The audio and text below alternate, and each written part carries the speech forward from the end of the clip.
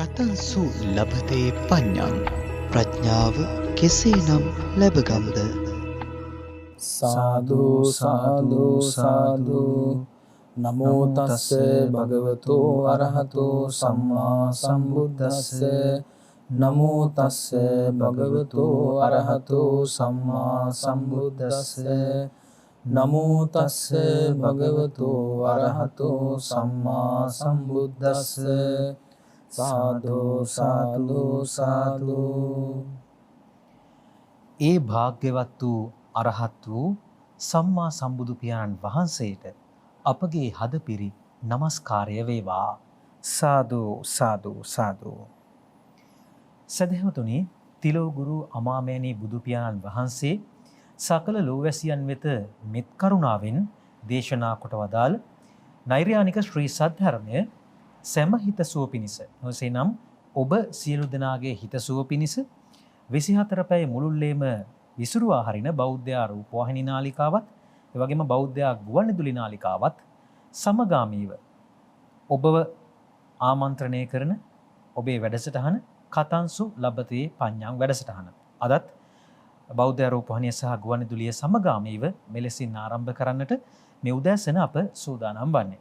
ඔබ දන්නවා බුදු පියාණන් වහන්සේ දේශනා කොට වදාළ මේ ශ්‍රී සද්ධර්මයේ අන්තර්ගත මේ පෙළ දහම් ග්‍රන්ථවල ඒ සූත්‍ර දේශනාවන් පිළිබඳව ඔබට අවබෝධයක් ලබා දෙමින් එතුලින් ඔබේ ජීවිතයට ප්‍රඥාව ළඟා කර දෙන්නටයි මේ වැඩසටහනෙන් අප කටයුතු කරන්නේ. ඉතින් ඒ අනුව මේ පසුගිය කාලාන්තරයේ පුරාවටම සංයුක්ත නිකායේ සඳහන් සූත්‍ර දේශනාවන් එකින් එක පිළිවෙලින් අප මේ වැඩසටහනෙන් ඔබට විග්‍රහ කරන්නට යෙදුණා. ඉතින් පසුගිය වැඩසටහනේදී අප එක් සංයුක්තයක් නිමාවට පත් කළා. සංයුක්ත නිකාය පෙළ දහම් ග්‍රන්ථයේ අන්තර්ගත සංයුක්ත නිකායේ යක්ක සංයුක්තය පසුගිය වැඩසටහනෙන් නිමාවට පත් වුණා. ඉතින් අද නව සංයුක්තයක් ආරම්භ කරන්නට සංයුක්ත නිකායේ සක්ක සංයුක්තය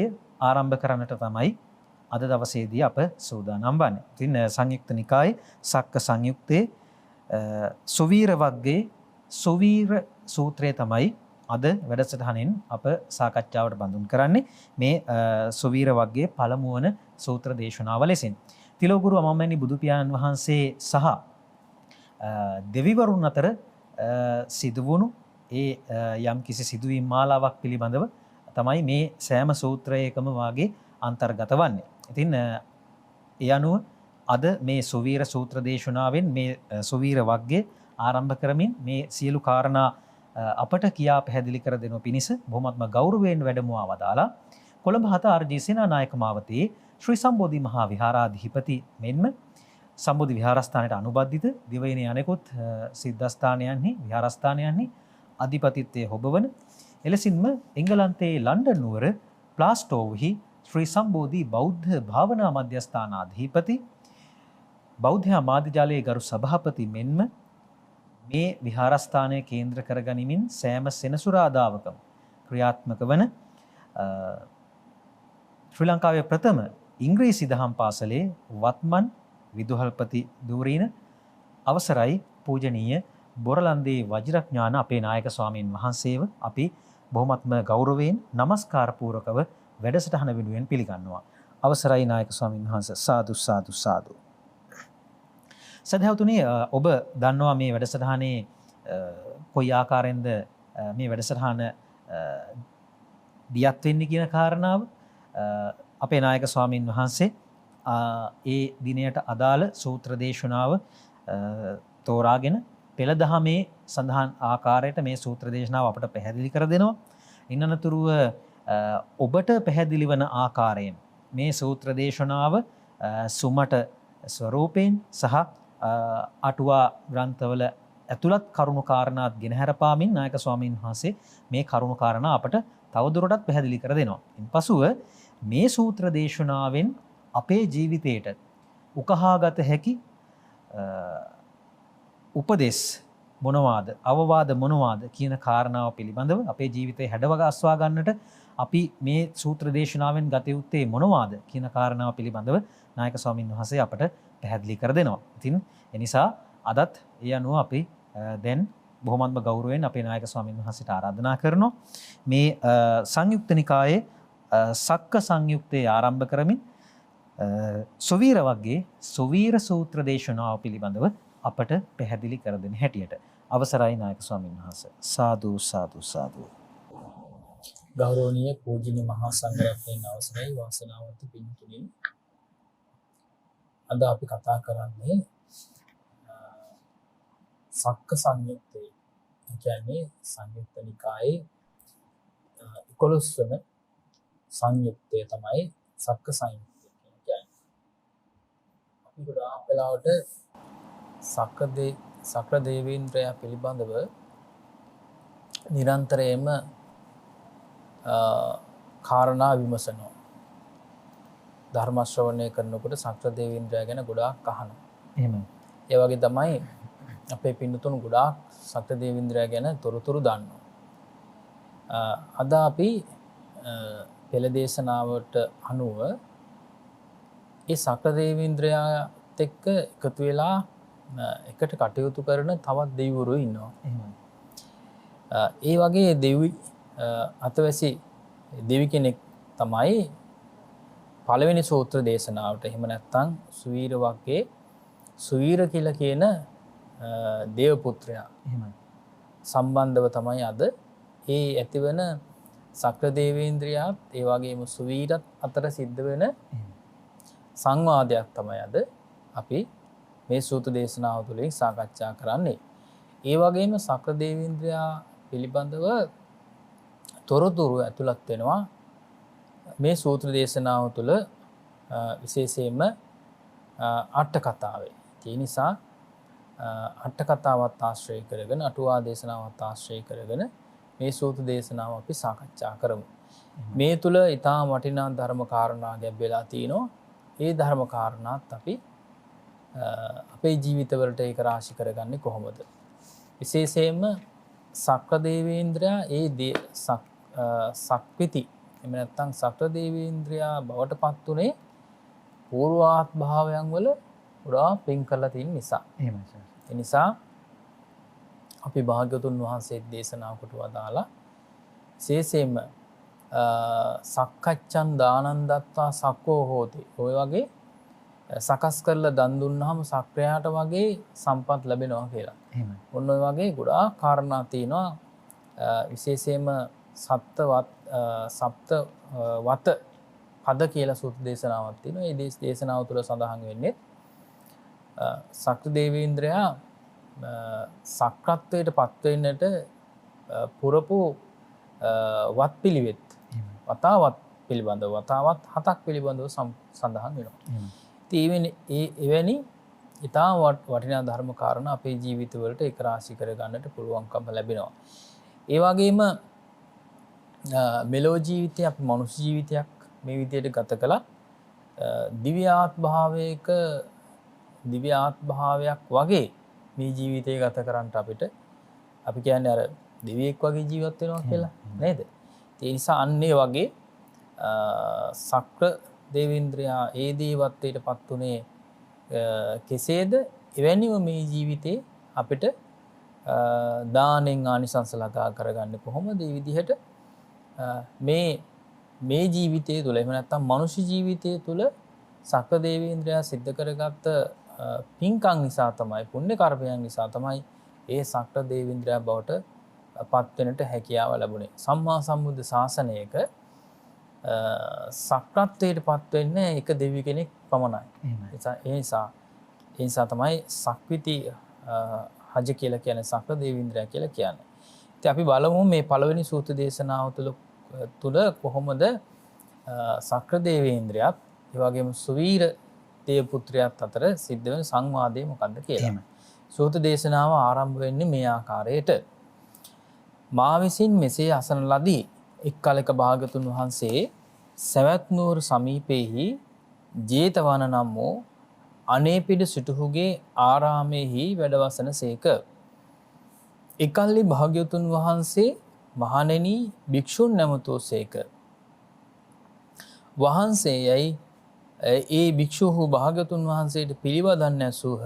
භාග්‍යතුන් වහන්සේ මේ වදාළසේක. එතකොට භික්ෂුන් වහන්සේලාට කරන දේශනාවක්. මහණෙනි, පෙර වූවක් කීමේ. පෙර මෙහෙම දෙයක් සිද්ධ වුණා. මොකද්ද සිද්ධ වුණේ? අසුරයෝ දෙවියන් ඉදිරියට පැමිණියාහුය. එතකොට අපි දන්නවා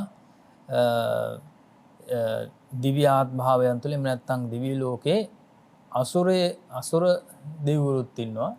ඒ වගේම සම්‍යක් දෘෂ්ටික දෙවිවරුත් ඉන්නවා. ඉතින් මේ විදිහට මේ අසුරයෝ තමයි දැන් පැමිණලා තියෙන්නේ මේ දෙවිවරු ඉස්සරහට. මහණෙනි, එකල්හි සක්‍ර දේවේන්ද්‍ර තෙමේ සුවීර දෙවිපුතු ඇමතිය. ඒක සුවීරට මේ විදිහට කියනවා සක්‍ර දේවේන්ද්‍රයා. පුත සුවීර, මේ අසුරයෝ දෙවියන් ඉදිරියට පැමිණෙති. දැන් මේ අපි ඉදිරියට ඇවිල්ලා ඉන්නවා. පුත සුවීර යා අසුරයන් පෙරලා ඉදිරියට යවයයි. මහණෙනි, සුවීර දෙවිපුත්තේ එසේය. මුඹට වැඩක් වේවායි සක්දෙවිඳුට පිළිවදන් දී ගමන පමා කළේය. දැන් අර සක්දේවේන්ද්‍රයා කිව්වා දැන් ඔන්න අසුරයෝ ඇවිල්ලා ඉන්නවා ඉස්සරහට යන්න. දැන් සාමාන්‍යයෙන් ගොඩාක් වෙලාවට අසුරයෝ එන්නේ දෙවිවරුත් එක්ක වාද කරන්න, ඒ වගේම සටන් කරන්න, ඔය වගේ දේවල් වලට. ඒ නිසා මේ බය නැතුව ඉස්සරහට යන්න. එහෙමයි. සූර්යයට කියනවා බය නැතුව ඉස්සරහට යන්න කියලා. ඉතින් කොහොම හරි මේ සුවීර දේවපුත්‍රයා ගමන පමා කළා. ගමන පමා කළා කියන්නේ පහුවෙවි හිටියා. එහෙමයි. කියන දේ එක වෙලාවෙම එක සැරේම කරේ නැහැ. මොකක් හරි හේතුවක් නිසා. දැන් එතකොට මහණෙනි, දෙවන වටුදු සක්දෙවිඳෝ තෙමේ සුවීර දෙවිපුතු ඇමතිය. පුත සුවීර, මේ අසුරයෝ දෙවියන් ඉදිරියට පැමිණෙති. පුත සුවීර යා අසුරයන් පෙරලා ඉදිරියට යවයයි කියලා කිව්වා. දැන් අර වගේම මහණෙනි, සුවීර දෙවිපුත්තේ මේ එසේය. මොබට වැඩක් වේවයි සක්දෙවිඳුට පිළිවදන් අස්වා දෙවන වටුද ගමන පමා කළේය. දැන් හැම වෙලාවෙම කියනවා සක්‍ර දේවේන්ද්‍රයාට මොනයම් හෝ වෙලාවක කතා කළාම ආශිර්වාදයක් වගේ දෙයක් කරනවා. හැම වෙලාවම සක්‍ර දේවේන්ද්‍රයාට මේ ජය වේවා කියලා. ඒ නිසා ඒක තමයි කියන්නේ නුඹට වැඩක් වේවා කියලා හැම වෙලාවම කියනවා. මහණෙනි, තෙවන වටුදු සක්‍ර දේවේන්ද්‍ර තෙමේ සුවීර දේවපුතු ඇමතිය. පුත සුවීර, මේ අසුරයෝ දෙවියන් ඉදිරියට පැමිණෙති. පුත සුවීර යා අසුරයන් පෙරලා ඉදිරියට යවයි. මහණෙනි, සුවීර දේවපුත්තේ මේ එසේය. නුඹට වැඩක් වේවයි සක්දෙවිඳුට පිළිවදන් අස්වා තෙවන වටුද ගමන පමා කළේය. එතකොට තුන්වෙනි වතාවෙත් කියන සක්‍ර දේවේන්ද්‍රයා යන්න කියලා. ඒ විලාවෙත් අර සුවීර දිව්‍ය පුත්‍රයා ඔබට ජය වේවා කියලා නමුත් ගමන පමා කළා. ඊළඟට සඳහන් වෙනවා මහණෙනි, ඉක්බිති සක්‍ර දේවේන්ද්‍ර වේ සුවීර දේවපුත් හට ගාථාවෙන් මේ විදිහට කියනවා. ගාථාවෙන් කියනවා පළවෙනි ගාථාවේ අදහස තමයි එතකොට කායික වීර්ය වශයෙන් නොනැගී සිටුනේ චෛතසික වීර්යයෙන් වෑයම් නොකරනුවේ යම් තැනකි සුවයට පැමිණේද සුවීර එහි යා මාද එහිම පමුණුවයි. එතකොට මමත් ওই විදිහට මේ ගිහිල්ලා තියෙනවා. ඒ කියන්නේ බය නැතුව මම ඉස්සරහට ගිහිල්ලා තිනවා. අසුරයෝ ඉදිරියට මමත් ගිහිල්ලා තිනවා. එහෙම යන්න පුළුවන් වෙන්නේ කායික වීර්ය තියෙන කෙනාට. කායික වීරියෙන් නැගිටින්නේ නැති කෙනාට පුළුවන්කමක් නැහැ ඔය අසුරයන් ඉදිරියට යන්න. ඒ වගේම චෛතසික වශයෙන් නැගී සිටින්න. චෛතසික වශයෙන් නැගී සිටියේ නැත්තම් මානසික ශක්තිය ඇති කරගත්තේ නැත්තම් අසුර විදියට යන්න පුළුවන් කමක් නැහැ. ඒ නිසා ওই විදිහට අර යක්ෂ විශේෂයෙන්ම මේ යුද්ධයකට යනකොට සේනාධිපති කෙනෙක් තමන්ගේ සේනාවට ශක්තිය ලබා දෙනවා වගේ මේ සක්‍ර දේවේන්ද්‍රයා මේ විදිහට තමයි මේ කරන්නේ. එතකොට සුවීර දෙවි පුත්‍රයා කියනවා උත්තාන වීරිය නැත්තේ අලස වන්නේය. ඔව් මන් දන්නවා මේ ඒ විදිහට අලස වෙනවා කියලා. කිසි කිසක් නොද කරන්නේය. කිසිම වැඩක් කරන්න පුළුවන් කමක් නැහැ උත්තාන වීරිය නැත්තම්. එබන්දක් සියලු කාමයෙන් සමෘද්ධියෙන් සමෘද්ධයෙක් වන්නේ නම් සක්දෙවිඳුනේ ඒ උත්ථානය මට කියනු මැනවි. දැන් එතකොට මට කියලා දෙන්න කියලා කියනවා. මට කියලා දෙන්න කියනවා අලස නැතුව ඒ විදිහට උත්ථාන වීරිය ඇති කරගෙන යම් කිසි විදිහකින් මේ සුබයටපත් වෙනවා නම් ජීවිතේ ඒ විදිහට අර ওই විදිහේ ජයග්‍රහණ ලබන්න පුළුවන් නම් ඒ ගැන මට කියලා දෙන්න කියලා කියනවා.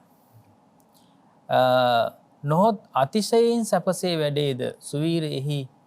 දැන් සක්‍ර දේවේන්ද්‍රයා කියනවා උත්තාන වීරිය නැත්තා වූ අලස පුද්ගලයෙක් යම් තැනක අත්‍යන්තයෙන් සුබයට පැමිණේද නොහොත් අතිශයින් සැපසේ වැඩේද සුවීර එහි යා මාද එහි පමුණුවයි. දැන් තවත් මේ වීරිය උත්සාහවත් කරනවා කොහොම හරි මේ අසුර ඉදිරියට යන්න කියලා. ඒ වෙලාවෙත් නැවත සුවීර කියනවා සක්‍ර දේවේන්ද්‍රය කර්ම නොකිරීමෙන් යම් සැපතක් ලබමෝද සක්‍ර දේවේන්ද්‍රය ශෝක නැති දැඩි ආයාස නැති ඒ උතුම් මග කියනු මැනවි. දැන් ඔබට මේ විදිහේ සක්‍ර ආත්මභාවයක් ලබා ගන්න පුළුවන්කම ලැබුණේ ඒ විදිහට මේ ওই විදිහේ ගුණ පුරපු නිසා. ඒ නිසා කර්ම නොකිරීමෙන් යම් සැපතක් ලැබුමෝද සක්‍ර දේවේන්ද්‍රය ශෝක නැති දැඩි ආයාස නැති ඒ උතුම් මග කියනු මැනවි. පහසු මාර්ගයක් තියෙනවනේ. එහෙමයි.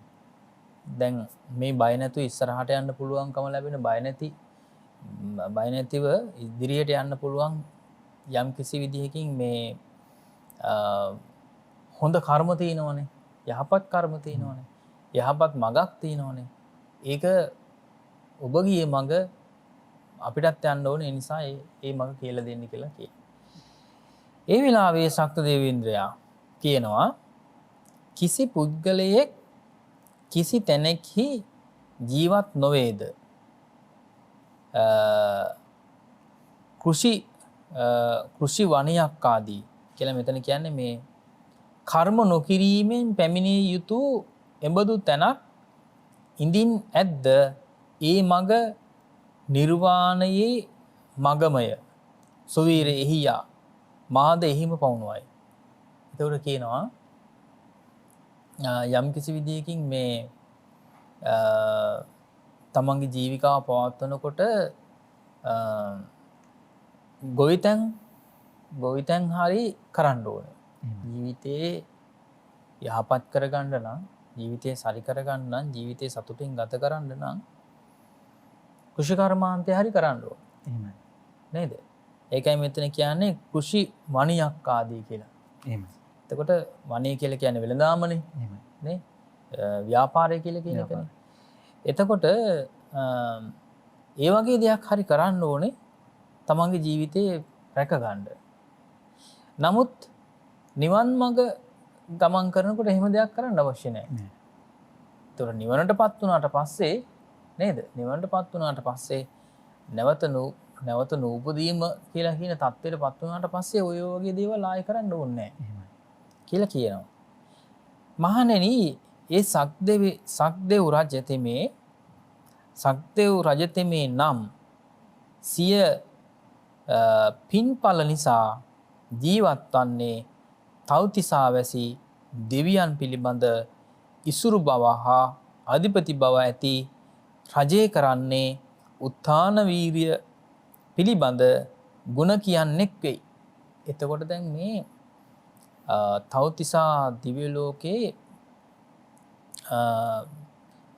ප්‍රධාන රජතුමා තමයි එතකොට සක්‍රදේවේන්ද්‍රයා කියලා කියන්නේ.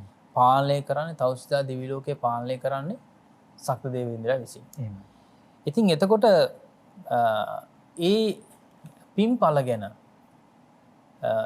තමන්ගේ දිව්‍ය පුත්‍රයන්ට අනිකුත් තමන්ගේ දිව්‍ය පුත්‍රයන්ට ඒ දිව්‍ය ලෝකයේ කටයුතු කරන හැම කෙනෙකුටම කියලා දෙනවා මෙන්න මේ විදිහේ පින්කම් කරන්න කියලා. වීර්ය ඇති කරවනවා. උත්තාන වීර්ය පිළිබඳව මේ උත්සාහවත් කරවනවා. මහණෙනි, තෙපි මෙසේ ස්වාක්ඛාත ශාසනයෙහි පැවිදි වූවෝහුම මේ සස්නෙහි නොපැමිණි ගුණයට පැමිණීම පිණිසද අවබෝධ නොකළ දහමක් අවබෝධ කිරීම පිණිසද පසක් නොකළ දහමක් පසක් කිරීම පිණිසද යම් වීරියකින් උත්සාහ කරන්නාහුද ගටනට කරන්නාහුද වෑයම් කරන්නාහුද මේ සස්නෙහිලා ඒ වීරිය හොබනේය. එතකොට දැන් මේ භාග්‍යතුන් වහන්සේත් කරන්නේ අර භික්ෂුන් වහන්සේලා වීරිමත් කිරීම. එහෙමයි. වීරිමත් කිරීම, උත්සාහවත් කිරීම, අප්‍රමාදී බවට පත් කිරීම තමයි මේ විදිහට මේ අපේ භාග්‍යතුන් වහන්සේත් භික්ෂුන් වහන්සේලා හමුවේ මේ සිද්ධ කරන්නේ. සක්‍රදේවේන්ද්‍රයා උපමා කරගෙන නේද? සක්‍රදේවේන්ද්‍රයා ආදර්ශමත් කරගෙන අර තව්තිසා ඒ විදිහට දෙවියන් ශක්තිමත් කරනවා වගේ භාග්‍යතුන් වහන්සේත් මොකද්ද කරන්නේ? භික්ෂුන් වහන්සේලාගේ වීරිය වැඩි කිරීම තමයි මේ විදිහට සිද්ධ කරන්නේ. ඒ වගේ අවස්ථාවක් තමයි මෙතන මේ සූත දේශනාව තුළ සඳහන් වෙන්නේ. මෙහි මේ සස්නෙහිලා ඒ වීර්ය හොබනේය. එතකොට ඊටාම වැදගත්ම කාරණේ තමයි උත්සාහවත් වීම. කියන්නේ විශේෂයෙන්ම අප්‍රමාදී බවින් යුක්තව කටයුතු කිරීම තමයි ඊටාම වැදගත් වෙන්නේ කියන කාරණේ තමයි මේ සූත්‍ර දේශනාව තුළින් සඳහන් වෙන්නේ. එතන සඳහන් වෙනවා සෝහිනෝ නාම භික්ඛවේ සක්ඛෝ දේවානමින්දෝ සක්ඛං පුඤ්ඤපලං උපජීවමානෝ දේවානං තාවතින්සානං ඉස්සරියාදිපච්චං රජ්ජං කාරේනත්තෝ උත්ථාන විරියස්ස වන්නවාදී භවිස්සති. ඉදකෝ ත්වං භික්ඛවේ සෝ බෙහෙත. එතකොට භික්ෂුන් වහන්සේලාටත් කියනවා මේ විදිහට අර සක්‍රදේවේන්ද්‍රයා වගේම උත්සාහවත් වෙන්න කියලා. මොන කාරණාවලටද උත්සාහවත් වෙන්න කියලා කියන එක මෙතෙන් සඳහන් වෙනවා. යං තුම්හේ එවං ස්වාක්ඛාත්තේ ධම්ම විනයේ පබ්බජිතා සමානා උට්ඨබිහියාත ගඨහියාත වායමියාත අපමත්තස්ස පත්තියා අනදිගතස්ස අධිගමාය අසච්චිකත්තස්ස සච්චි කිරියායාති. එතකොට මෙතන සඳහන් වෙන්නේ නොපැමිණි ගුණයට පැමිණීම පිණිස. යම් කිසි විදිහකින් පැමිණිලා නැති ගුණයකට පැමිණෙන්න. ඒ කියන්නේ මාර්ගඵලයකට පැමිණෙන්න කියලා කියන තමයි මෙතන කියන්නේ. විශේෂයෙන්ම පෘථග්ජන භූමිය ඉක්මවා යන්න කියලා කියන්නේ. පෘථග්ජන භූමිය ඉක්මවා යන්න කියලා කියන්නේ.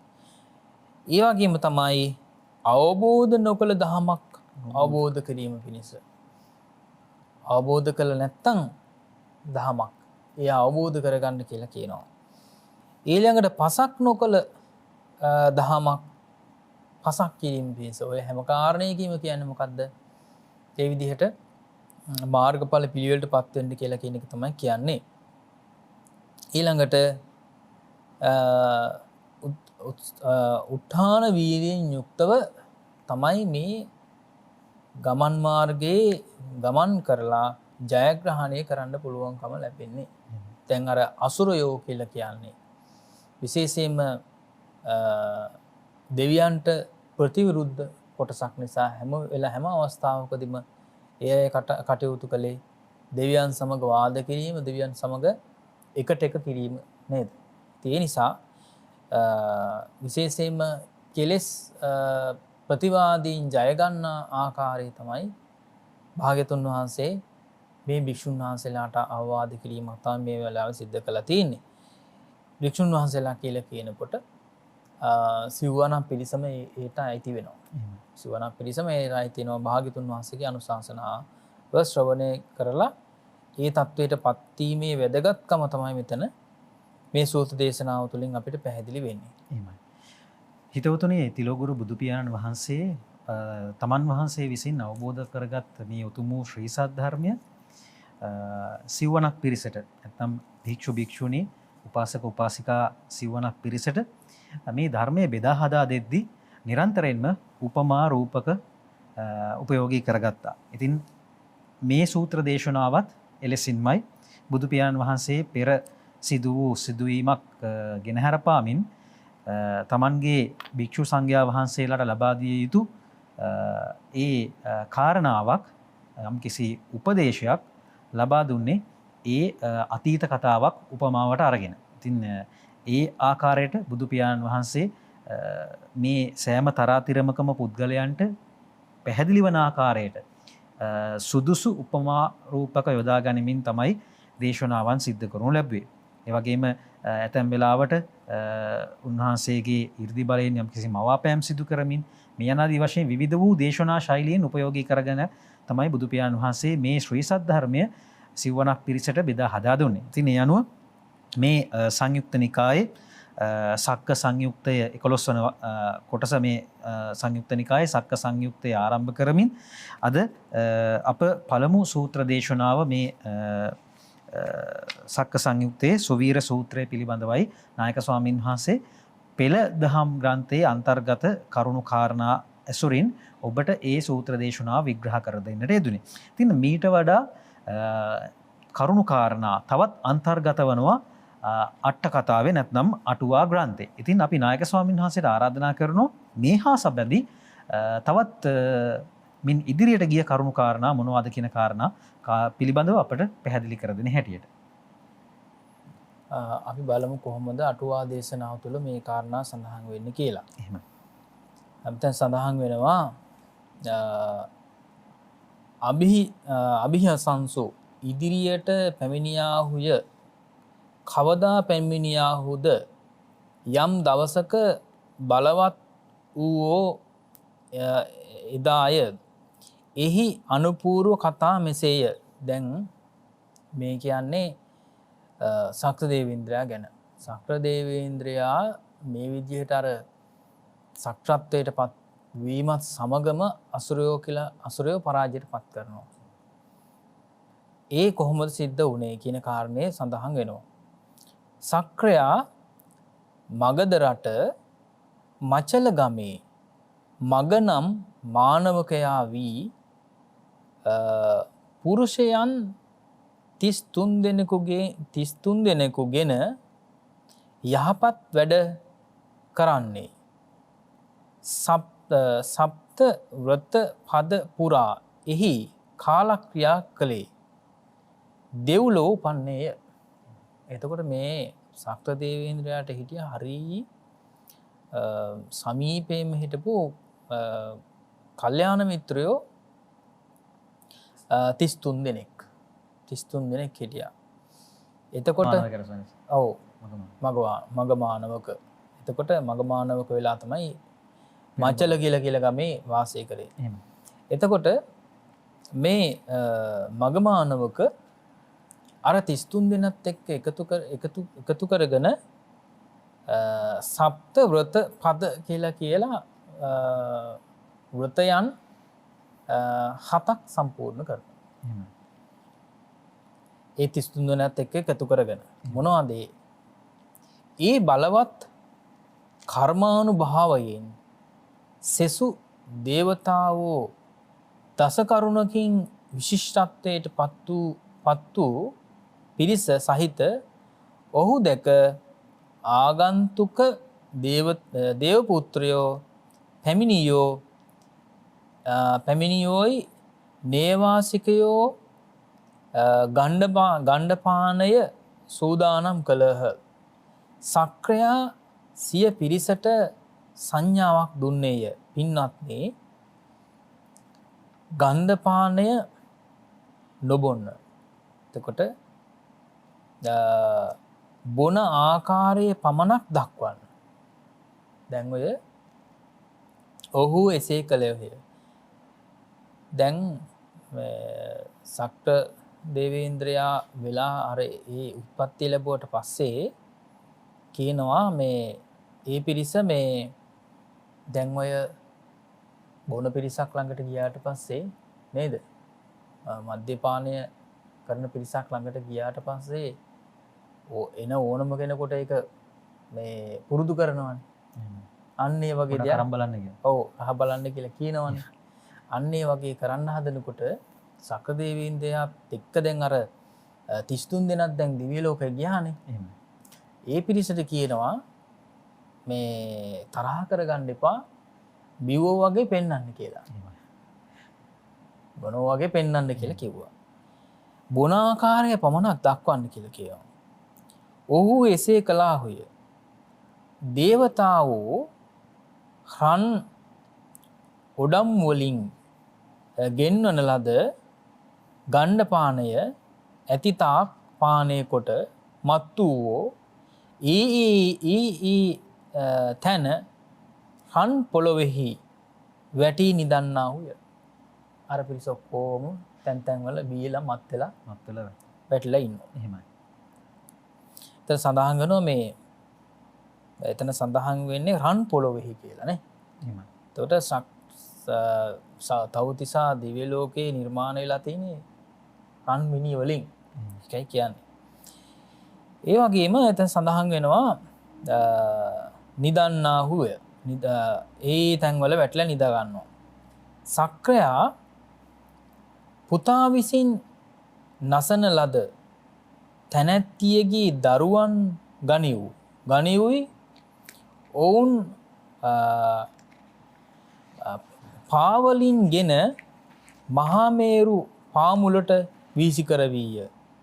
සක්‍රයාගේ පුණ්‍ය තේජසින් ඔවුන්ගෙන් පැවතෙන සියලු දෙනාද එහිම වැටුණාහුය.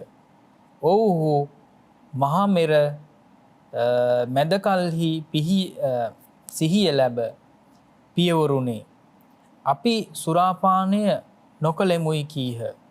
එතැන් පටන් අසුරයයි නම් ලැබූහ. ඒ වගේ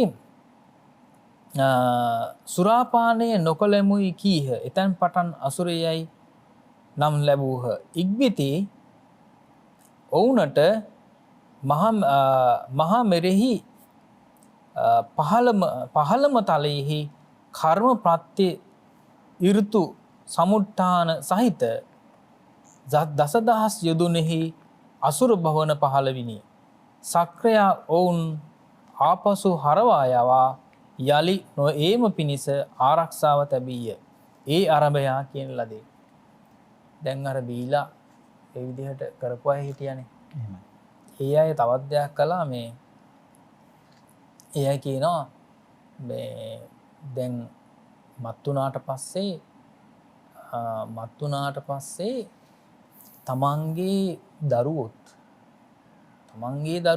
තමන්ගේ දරුවන් පවා ආහාරයට ගන්න පුළුවන්.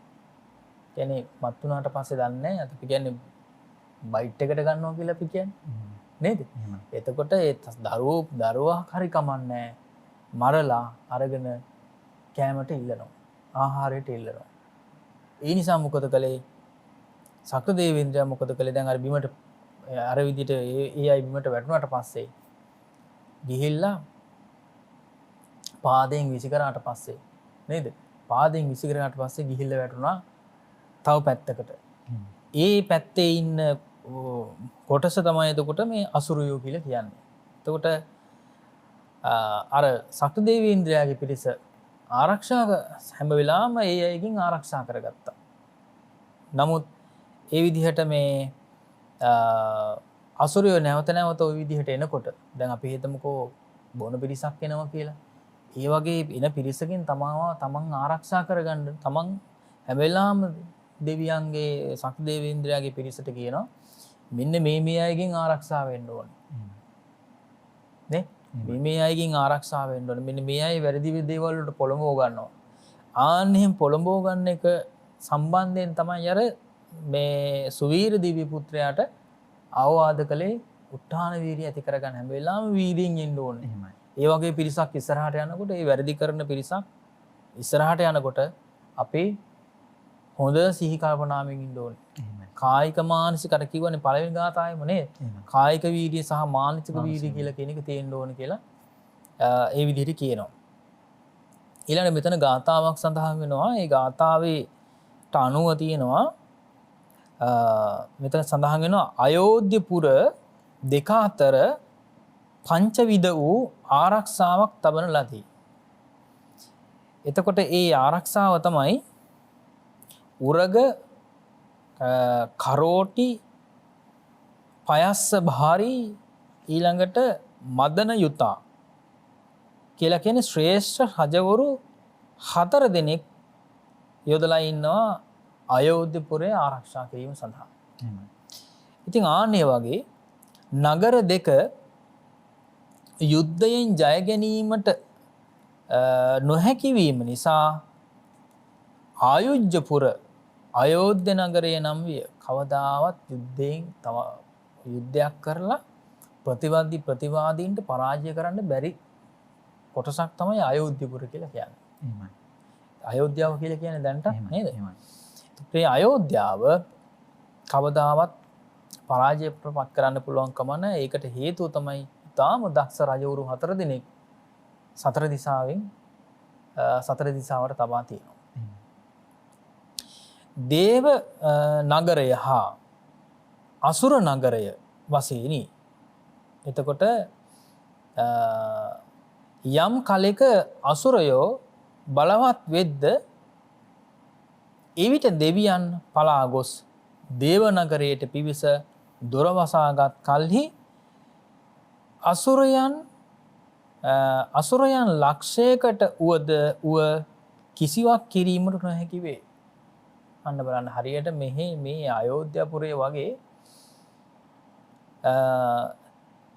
සක්‍ර දේවේන්ද්‍රයාත් මොකද කරන්නේ? ඊටාම ආරක්ෂිත නගරයක් හදලා තියෙනවා. ඒ නගරයට පිවිසුනාට පස්සේ දැන් එක එක කාලවලදී මේ අසුරයොත් මේ සන්නද්ධ වෙනවනේ. ඒත් කොහොම හරි පරාජය කිරීමට උත්සාහ කරන්නේ නේද? ඒ නිසා ආයුධ සන්නද්ධ වෙලා ඒ විදිහට නොඑක ආකාරයෙන් සන්නද්ධ වෙලා මේ කියන විදිහට මේ සක්‍ර දේවේන්ද්‍රයාගේ පිරිස පරාජයටපත් කිරීමට පිණිස එනකොට අර නගරයට ගියාට පස්සේ ආරක්ෂා වෙන්න පුළුවන්කම ලැබෙනවා. යම් කාලයක දෙවියෝ බලවත් වෙද්ද එවිට අසුරයන් පලා ගොස් අසුර නගරෙහි දොර වසාගත් කල්හි සක්‍රයන් ලක්ෂයකට වුවද කිසිවක් කිරීමට නොහැකි වේ. ඒ වගේම තමයි අසුරයන්ගේ. අසුරයන්ගේ දක්ෂතාවයනුත් හදාගෙන තියෙනවා නගරයක්. ඒ නගරයේ දොර වසාගත්තට පස්සේ ආයේ කිසි කෙනෙකුට ඇතුල් වෙන්න පුළුවන් කමක් නැහැ. මෙසේ මේ නගර දෙක අයුජ්‍යපුර නමි. ඒ කියන්නේ බෝඩර් එක නේද? ඒකට ඒ බෝඩර් එක තමයි මේ ආයුජ්‍යපුර කියලා කියන්නේ. ඒ දෙක අතර ඒ උරග ආදී පස්පොලක සක්‍රියා විසින් ආරක්ෂාව තබන ලදී. එහි උරග ශබ්දයෙන් නාගයෝ ගන්නා ලදහ. ඔහු ජලයෙහි බලවත් වෙති. එතකොට උරුගයෝ කියලා කියන්නේ මේ ජලයේ වාසය කරන පිරිසක්. එහින් මහා මේරුවෙහි ප්‍රථම ආලින්දයෙහි ඔවුන්ගේ ආරක්ෂාවය. එතකොට මහා මේරු පර්වතයේ ප්‍රථම ආලින්දයේ තමයි ඔවුන්ගේ ආරක්ෂාව තබලා තියෙන්නේ. දැන් එතකොට මහා මේරු පර්වතය කියලා කියන එක මේ පීවියහට පේන්නේ නැති එකක් නේ. නේද? එහි තියෙනවා එතකොට පළවෙනි ආලින්දය තමයි පළවෙනි ආලින්දෙහි ආරක්ෂාව ලබා දෙන්නේ. එතකොට අර කියන නාග කියලා කියන කොටස. ඒ වගේම කරෝටි ශබ්දයෙන් ගුරුලෝ ගන්නා ලදී. ගුරුලන් තමයි එතකොට කරෝටි කියලා කියන්නේ. ඔවුන්ගේ කරෝටි නම් සත්ත්ව භෝජනයකි. එයින් ඒ නම ලැබූහ. කරෝටි කියලා කියන්නේ අර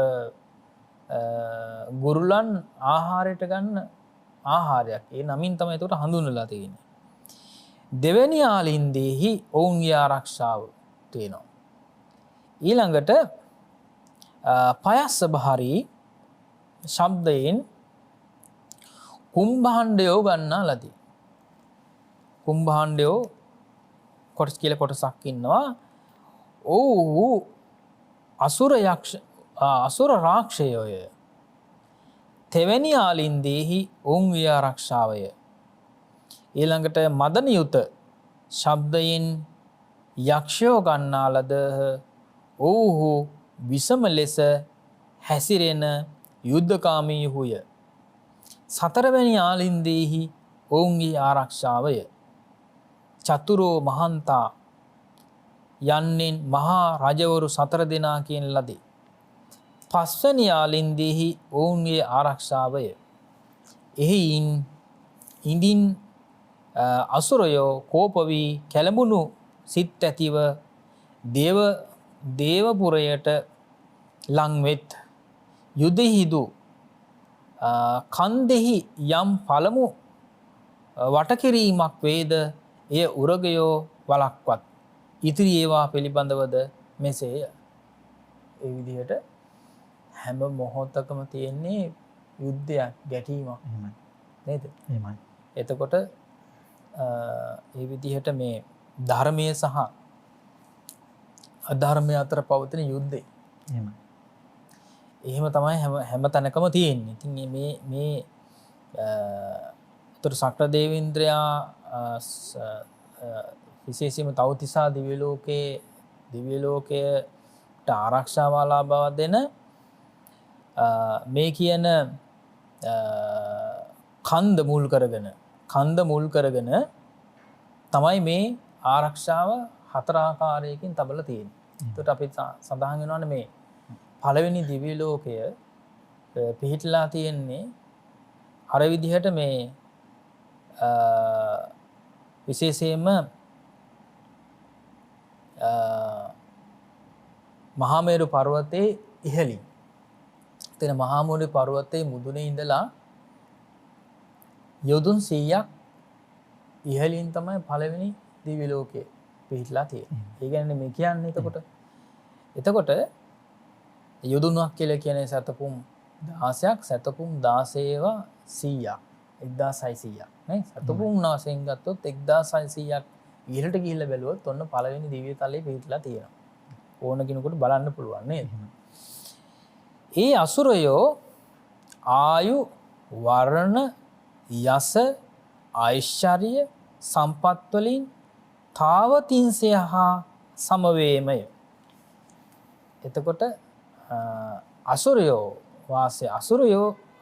හරියට ආයුෂයෙන් ඒ කියන්නේ හරි සෑහෙන කාලයක් ජීවත් වෙනවා. ඒ වගේම වර්ණ සම්පත්තියෙන් යුක්තයි. ඒ වගේම යස පරිවාර සම්පත්තියෙන් යුක්තයි. ඒ වගේම ආශ්චර්ය සම්පත්තියෙන් යුක්තයි. හරියට පිරිස ඇඳ බැඳ තබා ගන්නවා. ඇඳ බැඳ තබා ගන්න සම්පත්තියෙන් යුක්තයි කියලා කියනවා. එයින් තමන්ගේ ඇතුළත නොදැන පාටලි පළොල් මල් පිරුණු හෙයින් මෙය දේවනගරයක් නොවේ. එහි පරසතු මල් පිපේ.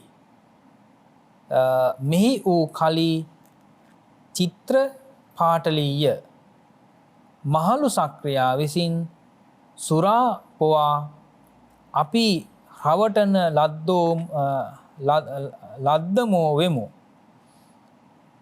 අපගේ දේවනගරයද ගන්නා ලදී යමු. ඔහු සමග යුද කරන්නෙමුයි ඇත් තස් රථවල නැග රන් රිදී මිනි පළඟගෙන යුද්ධයට සැරසුනාහු අසුර බෙර වාදනය කරන්නාහු මහා සමුද්‍රෙහි ජලය දෙකට බෙදා නැගී සිටිති. ඔහු වැසිවට කල්හි මේරු තුඹසට නගින්නාක් මෙන් මහාමේරුවට නැගීමට පටන් ගනිති. ඉක්බිති ඔවුනට පළමුව නාගයින් සමග යුද්ධ වේ. හරියට මේ මහාමේරු පර්වතය කියලා කියන්නේ තුඹසක් වගේ කියලා කියනවා. නේද? ඒ තුඹසේ පළමුවෙන්ම ආරක්ෂා කරන්නේ නාගයෝ. හුදෙක් දරුවන්ගේ ලී බැටළු යුද්ධයක් මෙන් උණුන්ට සන්ත්‍රාසය ගෙනෙන්නක් පමණක් වේ. කෝටි 100ක් කෝටි 1000ක් හෝ නාගයෝ ඔවුන් හා යුදකොට ඔවුන් අසුරපුරයටම ඇතුළු කරවා යවා නවතිත්. ඉදින් අසුරයෝ බලවත් වෙත්නම් නාගයෝ පසුබැස දෙවැනි ආලින්දෙහි ගුරුලන් සමග එක්ව යුද කරති.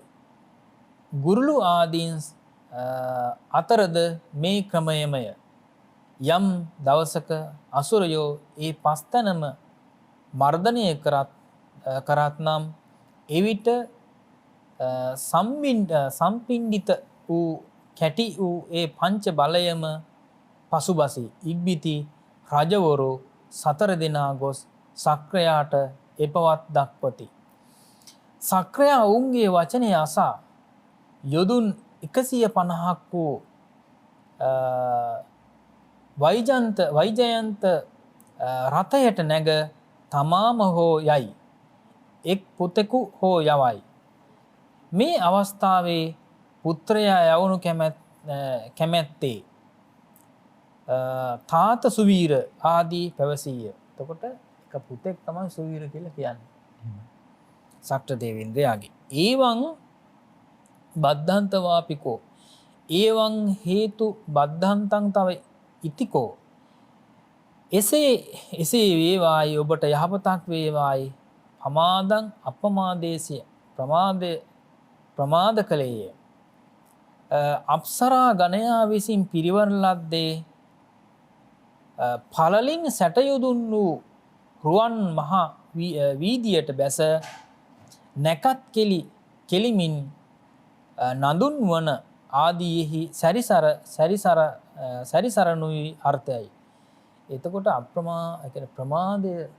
ප්‍රමාද කරනු පිණිස තමයි අරව සකස් කරලා තියෙන්නේ. ඒ කියන්නේ නන්දන වේනට කවුරු හරි ගියොත් එහෙම අමතක වෙනවා. කොහොම මොකටද මේ ගියේ කියලා කියන එක අමතක වෙනවා. ඒ තරම් ලස්සනයි නේද? ඒකයි කියන්නේ. හැමෝටම විනෝද වෙන්න හිතෙනවා එතෙන්ට ගියාම.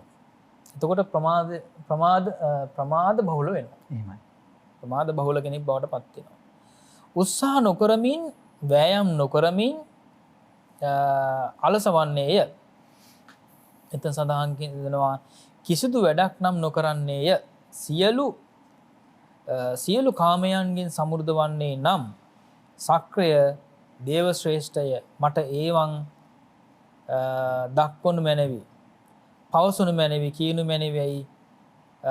කර්මය නොකොට ජීවිත පැවැත්ත නිර්වාණයට මගයි.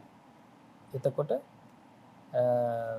මේ විදිහට පාප කර්ම කරන්නේ නැතිව කුසල කර්මයන් කිරීම තමයි නිවනට මග කියලා අර තමන්ගේ පුත්‍රයාට සුවීරට කියනවා සක්‍රදේවේන්ද්‍රය. අන්න ඒ පුවත තමයි සුරාසුර යුද්ධය කොහොමද සිද්ධ වෙන්නේ නේද? සුරාසුරයන්ගේ වෙනස මොකක්ද කියලා කියන එක, සුරාසුර කියලා කියන එක හැදුනේ කොහොමද කියන එක තමයි මේ ඇත්තටම මේ අටුවා දේශනාව තුළ අන්තර්ගත වෙන්නේ. එහෙමයි. හිතවතුනි, පෙළදහම් ග්‍රන්ථයේ අන්තර්ගත කරුණු කාරණාවලට වඩා බොහෝ අමතර කාරණා රාශියක් මේ අට කතාවේ අන්තර්ගත වුණා. ශක්‍ර දේවේන්ද්‍රයා ඒ ශක්දේව් රජු බවට පත්වන්නේ කොයි ආකාරයෙන්ද? අන්නේ යන කාරණාවේ පටන් බොහෝ කරුණු කාරණා මේ සුරාසුර යුද්ධ පිළිබඳව අන්තර්ගත වුණා අට කතාවේ. ඉතින් ඒ නිසා තමයි නායක ස්වාමින් වහන්සේ මේ අටුවා ග්‍රන්ථයත් උපයෝගී කරගෙන ඔබට වැඩි දහම් කරුණු කාරණා ප්‍රමාණයක් ඔබේ ජීවිතයට ළඟා කර දීමේ අරමුණින් මේ අට කතාවත් උපයෝගී කරගන්නේ මේ වැඩසටහන වෙනුවෙන්. ඉතින් නායක ස්වාමින් වහන්සේ මේ කතාංගය පැහැදිලි කර දෙන අතරතුරේදී මේ සූත්‍ර දේශනාවෙන් අපේ ජීවිතවලට ගත හැකි ආදර්ශ උපදෙස් පිළිබඳවත් සඳහන් වුණා. කෙසේ වෙතත් අපි නායක ස්වාමින් වහන්සේට ආරාධනා කරනවා මේන් අපට ගත හැකි කාරණා මොනවද කියා අපට පැහැදිලි කර දෙන හැටියට. මම කලින් සිහිපත් කළා පින්තුනේ ධර්මය සහ අධර්මය අතර ලොකු යුද්ධයක් තියෙනවා කියලා. මේ හැම මොහොතකම අධර්මවාදීන් එක තමයි ධර්මවාදීන් පරිස්සම් වෙන්න ඕනේ, පරිස්සම් වීම සිද්ධ වෙයි. එහෙමයි. ඒ වගේම අධර්මවාදීන් හැම මොහොතකම ක්‍රියා කරන්නේ ධර්මවාදීන්ව පරාජයට පත් කරන්නට නොඑක් විදිහේ කූට උපක්‍රම යොදලා. එතකොට ඒ කූට උපක්‍රම තමයි මොනවාද? විශේෂයෙන්ම කෙනෙක්ව පීඩාවට පත් කිරීමේ ඉඳලා, කෙනෙක්ව වෙහෙසට පත් කිරීමේ ඉඳලා අපි ගත්තොත් එහෙම විශේෂයෙන් ප්‍රාණඝාතයේ ඉඳලා සොරකම් කිරීම, කාමී වර්ධව හැසිරීම, ඒ වගේම බොරු කීම, මත්පැන් දුම්පානය කිරීම ආදී වශයෙන් මේ හැමදේම ඇතුළත් වෙන යුද්ධයක් තියෙන වෙලාවට නේද? අපි ගත්තොත් එහෙම ඒ විදිහට අධර්මවාදීන්ගේ පැත්තේ වැඩිපුර තියෙනවා. විශේෂයෙන්ම අපි හිතමුකෝ දැන් මේ දවස්වල විශේෂයෙන්ම රුසියාව සහ යුක්‍රේනය අතර යුද්ධයක් පවතිනවා. බලන්න, එතකොට දැන් සීත කාලය ආරම්භ වුණේ. සීත කාලය ආරම්භ වුණේ නැවතත් ඉදිරියේදී ආපහු සීත කාලයක් පැමිණුනොත් එහෙම ඒකට මුහුණ දෙන්න තරම් මේ බල ශක්තිය දුර්වලයි කියලා කියනවා. එහෙමයි. ඉතින් ඒකට මේ දෙපාර්ශ්වයේම ලොකු පීඩාවකට පත් වෙලා ඉන්නවා. ඉතින් මේ විදිහට බලනකොට දැන් අපි ගත්තොත් ජීවිතයේ අවසාන කාලයේනේ දැන් යුද්ධයකට පැටලෙනවා කියලා කියන්නේ ජීවිතයේ අවසාන කාලය. ඒ ජීවිතයේ අවසාන කාලය වෙනකොට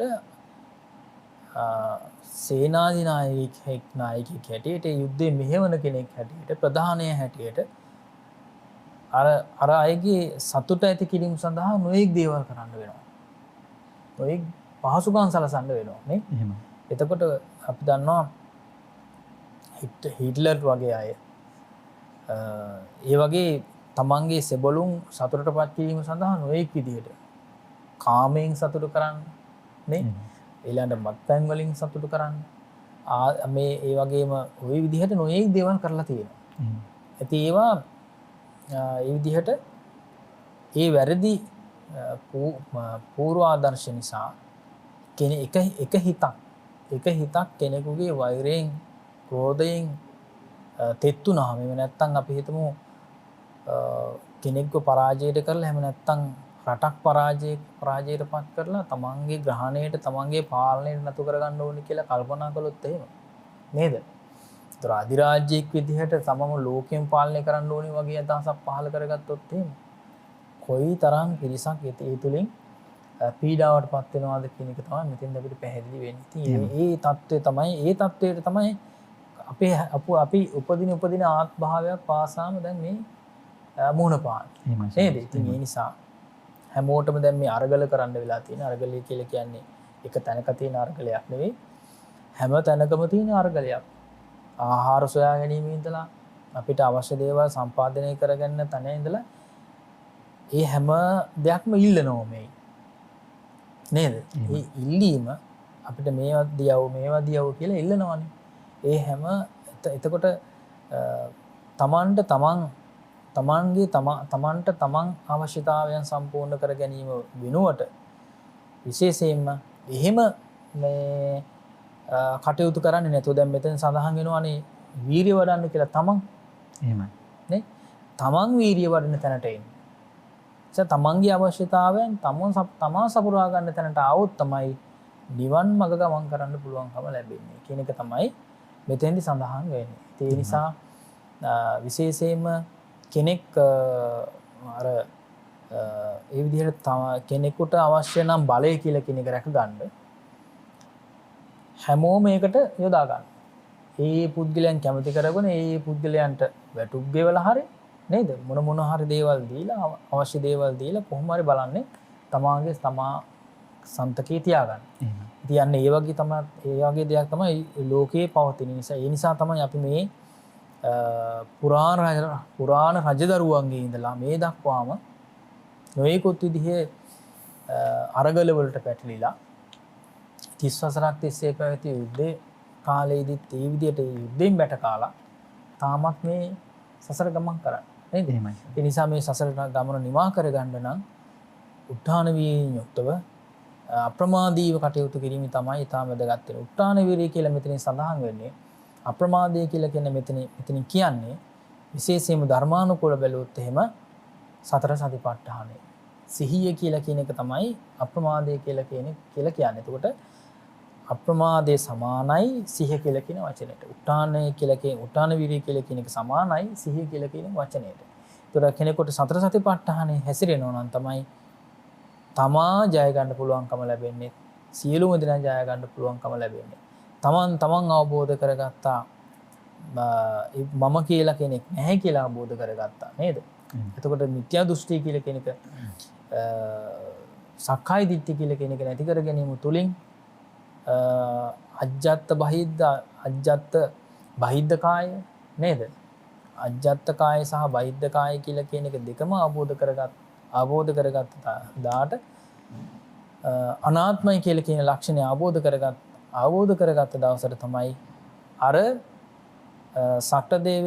සක්‍රයෝ ආරක්ෂා වෙන දොරටුවෙන් ඇතුළට අසුරයන්ට එන්න බැරි තත්ත්වයටපත් වෙන්නේ නේ. ආන්නේ වගේ තමයි ඒ සෝවාන් ආදී මාර්ගඵලවලටපත් වුණාට පස්සේ ආපහු කිසිම කෙනෙකුට ඒ අයට හානියක් කරන්න පුළුවන්කම නැහැ කියලා කියන එක තමයි එතන සඳහන් වෙන්නේ. ඒ තැන තමයි නිර්වාණ ක්ෂේම භූමිය කියලා කියන්නේ. ඒ ක්ෂේම භූමියටපත් වෙන්නට උපයෝගී වෙන ඉතාම වටිනා සෝත දේශනාවක් තමයි අපි අද මේ විදිහට සාකච්ඡා කළේ. මේ ධර්ම කාරණා එක රාශී කරගෙන තමා සතර සතිපට්ඨානයේ හැසිරෙන ගමන් විශේෂයෙන්ම නිවන් මඟ හෙලිපෙහෙලි කරගෙන හැම දිනාටම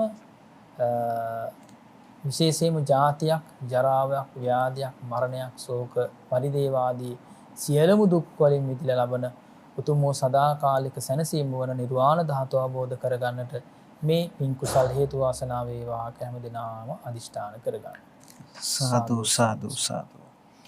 සදහතුනි නායක ස්වාමීන් වහන්සේ අවසාන වශයෙන් ඊටමත් අගනා වටිනා කාරණාවක් සිහිපත් කළා. මේ සූත්‍ර දේශනාවෙන් අපට ගත හැකි ආදර්ශ පිළිබඳව සිහිපත් කරද්දී ඒ තමයි සෑම විටම උත්තාන වීරියෙන් යුතුව කටයුතු කරන්නට කියන කාරණාව.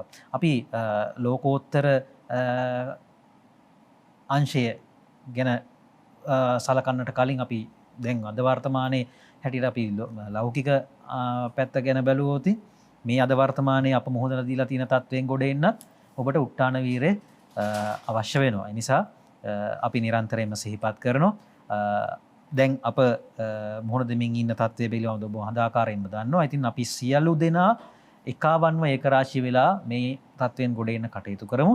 ඒ නිසා උත්තාන වීරයෙන් යුතුව හැකි සෑම විටකම ඔබට අවශ්‍ය කරන දේ ඔබම නිෂ්පාදනය කරගන්න උත්සාහ කරන්න. ඔබට ගෑස් නිෂ්පාදනය කරන්න බැහැ, පෙට්‍රල් නිෂ්පාදනය කරන්න බැහැ. එය සාධාරණයි. නමුත් මිනිසාගේ මූලිකම අවශ්‍යතාවයක් වෙන ආහාර ඔබට පුළුවන් නම් ඔබේ ගෙවත්තේ ඉඩ තියෙන තැනක මොනයම්ම හෝ ආහාරයක් ඔබට ආහාරයට ගත හැකි. ඉතින් ඉදිරියේදී ඔබේ පණනල රැකගන්නට එය මහෝපකාරී වේවි. ඒ නිසා මේ ආර්ථික අර්බුදයෙන් අප කෙදිනක හෝ ගොඩ ඒමෙන් පසුවත් ඒ පුරුද්ද ඔබට ඉතා වටින කාරණාවක් වෙනවා. මොකද එවිට ඔබේ මුදල් හදල් ඔබේ අතේම ඉතුරු වෙනවා. මොකද ඔබට අවශ්‍ය ආහාර ඔබම නිෂ්පාදනය කරගන්න නිසා. ඉතින් ඔබට මුදල් හදල් ඉතුරු වෙනවා. ඉතින් ඔබේ ලෞකික ජීවිතය සැපවත් කරගන්නට එය මහෝපකාරී වේවි. එතුලින් ඔබට තව තවත් පින් දහම් වල නිරත වෙලා ලෝකෝත්තර ජීවිතයත් සාර්ථක කරගන්නට ඔබට එය මහෝපකාරී වේවි. ඒ නිසා උට්ටාන වීරියෙන් යුතුව කටයුතු කරන්නට අපි ඔබ හැමදෙනාටම ආරාධනා කරනවා. ඉතින් මේ ආරාධනාවත් සමගින් අදට කතන්සු ලබතේ පඤ්ඤා වැඩසටහනින් අප සමුගන්නවා. අද සංයුක්ත නිකායේ සක්ක සංයුක්තේ ආරම්භ කරමින් සුවීර වර්ගයේ සුවීර සූත්‍ර දේශනාව පිළිබඳව පළමු සූත්‍ර දේශනාව පිළිබඳවයි නායක ස්වාමින් වහන්සේ අපට කරුණු ගෙන හැරපෑවේ. ඊළඟ දවසේ වැඩසටහනින් මේ දෙවන සූත්‍ර දේශනාව හැටියට අප බලාපොරොත්තු වෙනවා සුසීම සූත්‍ර දේශනාව පිළිබඳව ඔබව දැනුවත් කරන්නට. ඉතින් අදත් මේ සියලු කරුණු කාරණා අපට කියා පහදා දෙන්නට වැඩමවා වදාලේ කොළඹ 7 ආර්.ජේ. සේනානායක මාවතේ ශ්‍රී සම්බෝධි මහා විහාරාධිපති බෞද්ධ ආමාත්‍ය ජාලයේ ගරු සභාපති අවසරයි පූජනීය බොරලන්දේ වජිරඥාන අපේ නායක ස්වාමීන් වහන්සේ. ඉතින් මේ වැඩසටහනට සම්බන්ධ වීමෙන් ඔබත් මමත් රැස් කරගත් සියලු කුසල් දහම් අප අපේ වත්මන් විහාරාධිපති අපේ නායක ස්වාමීන් වහන්සේටත් උන්වහන්සේගේ ගුරු දේවෝත්තමයන් වහන්සේ වුණු බෞද්ධ ආමාත්‍ය ජාලයේ නිර්මාතෘවර පූජනීය අපවත් වදාළ පූජනීය දරණාගම කුසල ධම්ම නාහිමිපාණන් වහන්සේටත් අනුමෝදන් කරමු. ප්‍රාර්ථනීය බෝධියකින් උතුම් වූ නිර්වාණ සුවය ළඟා කරගනු පිණිස මේ සියලු කුසල් දහම් ගෞරවනීය ස්වාමීන් වහන්සේලාට එකසෙයින්ම හේතු වාසනා වේවා. සාදු සාදු සාදු. එසේනම් මේ ප්‍රාර්ථනාවත් සමගින් මීළඟ වැඩසටහනෙන් ඔබ හමු වන බලාපොරොත්තු වෙන අදට කතන්සු ලබතේ පඤ්ඤා වැඩසටහනෙන් අප සමුගන්නවා. ඔබ හැම දිනාටම සම්මා සම්බුදු සරණයි. කතන්සු ලබතේ පඤ්ඤං ප්‍රඥාව කෙසේනම් ලැබගම්ද?